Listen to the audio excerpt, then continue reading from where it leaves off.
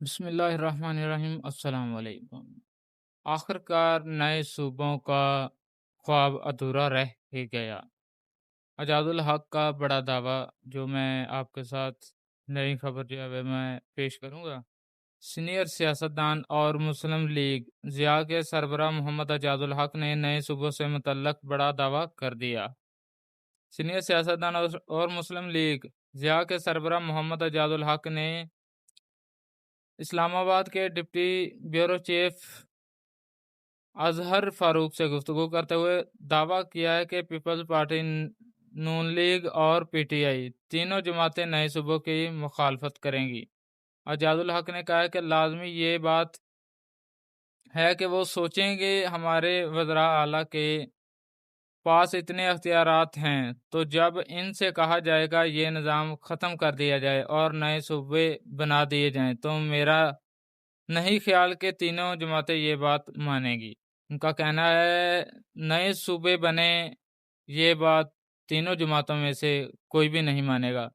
رکن قومی اسمبلی نے کہا کہ صوبوں کی ایکسرسائز کافی عرصے سے چل رہی ہے۔ ضیاء الحق کے دور میں 9 صوبوں کی بات ہوئی تھی، ملک کے مسائل کا حل صدارتی نظام ہے۔ سینئر سیاستدان نے کہا کہ انتظامی یونٹ ایک ڈویژن نہیں بلکہ 2-3 ڈویژن پر مشتمل بھی بنا سکتے ہیں۔ تجویز دی ہے کہ لوکل باڈیز پر عمل درآمد کریں اور کرپشن کے خاتمے پر توجہ دیں۔ اسرائیل نے جنگ بندی کے بعد جنوبی لبنان پر وائٹ فورس بم برسا دیے، بچوں اور خواتین سمیت 11 افراد شہید ہو گئے۔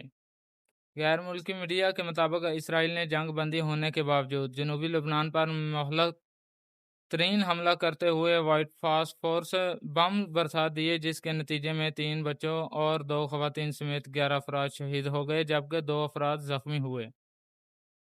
لبنانی وزارت صحت کا کہنا ہے کہ ضلع نبطیہ کے علاقے انصار کے نواح میں گھر پر حملے میں 7 افراد شہید ہوئے جبکہ دیر زہرانی قصبے پر ایک اور حملے میں 4 افراد شہید اور 17 زخمی ہوئے۔ لبنانی وزیر اعظم نواف سلام نے حملوں کی مذمت کرتے ہوئے کہا کہ شہید والے عام شہری تھے، اسرائیل کشیدگی بڑھانے سے گریز کرے۔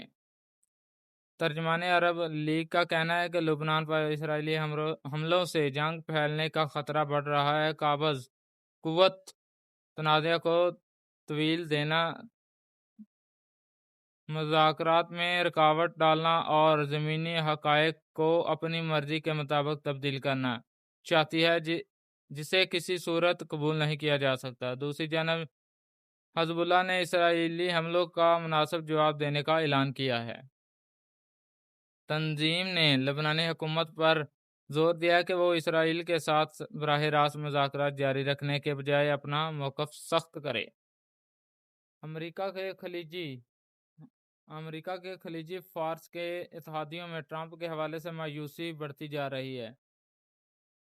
خلیجی ممالک میں ڈونلڈ ٹرمپ سے مایوسی بڑھ رہی ہے کیونکہ عرب اور مغربی حکام کے مطابق خلیجی رہنماؤں کو اب یہ خدشہ ہے کہ ٹرمپ ایران کے ساتھ امن قائم کرنے کے لیے درکار سفارت کاری کا مؤثر انداز میں آگے بڑھانے سے قاصر ہے۔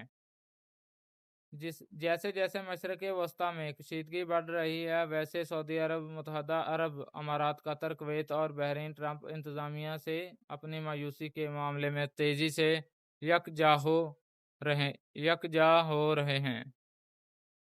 رپورٹ کے مطابق خلیجی ممالک محسوس کرتے ہیں کہ وہ غیر ضروری طور پر ایک ایسی جنگ میں الجھ گئے ہیں جسے ٹرمپ اب ختم کرنے میں ناکام ہو رہے ہیں۔ خلیجی حلقوں میں ٹرمپ کی ایران پالیسی کو غیر مستقل اور ناقابل پیش گوئی قرار دیا جاتا ہے۔